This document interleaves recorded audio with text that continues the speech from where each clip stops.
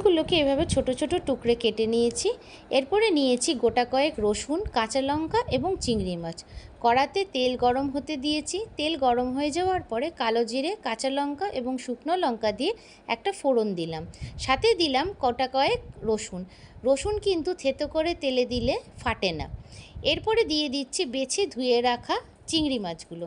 চিংড়ি মাছের গায়ে যেহেতু আমি কোনো রকম নুন আর হলুদ ব্যবহার করিনি, এরপরে আমি এমন পরিমাণে নুন আর হলুদ দেব যাতে পটল ভাজার সময় আলাদা করে নুন আর হলুদ দিতে না হয়। গ্যাসের ফ্লেমটা কিন্তু মিডিয়াম করে রাখতে হবে, চিংড়ি মাছগুলো যাতে কড়া না হয়ে যায়। হালকা হাতে চিংড়ি মাছকে নাড়াচাড়া করে নেওয়ার পরে এখানে কেটে রাখা পটলগুলো আমি দিয়ে দিচ্ছি কড়াতে। ভালো করে চিংড়ি মাছের সাথে পটলগুলোকে নাড়াচাড়া করে ভাজতে হবে। গ্যাসের ফ্লেমটা কিন্তু মিডিয়ামই থাকবে, আর তেলের পরিমাণটা খুবই অল্প দিতে হবে। একটা ঢাকনা দিয়ে 5 মিনিটের জন্য পটলগুলোকে সেদ্ধ হতে দিয়েছি।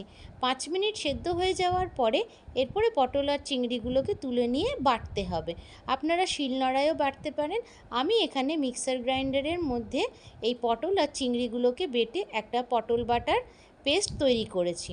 এরপরে পটল ভাজার যে কড়াইটা, সেই কড়াইয়ের মধ্যেই আমি দিয়ে দিয়েছি তেল। এইবার সেই তেলের মধ্যে পটল বাটাটা দিয়ে এমনভাবে নাড়াচাড়া করতে হবে যতক্ষণ না পর্যন্ত পটল বাটার গায়ের থেকে জলটা শুকিয়ে গিয়ে একেবারে শুকনো হয়ে যায়। সামান্য শুকনো হয়ে যাওয়ার পরে 2-4 দানা চিনি আমি এখানে দিয়েছি, আপনারা নাও দিতে পারেন।